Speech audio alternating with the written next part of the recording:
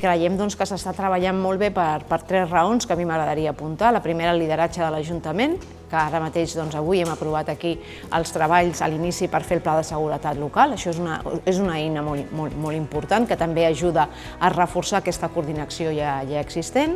Per altra banda, l'aposta que s'ha fet tant per l'ABP de Granollers com per part de l'Ajuntament en la feina de la policia de proximitat, que dona molts bons resultats en relació al seguiment amb els comerciants, amb els equipaments esportius, i això crec que és un valor afegit també en aquesta feina policial, perquè tens la possibilitat d'interaccionar amb diferents agents que fan seguretat, més enllà de la tasca policial, i crec que això és important.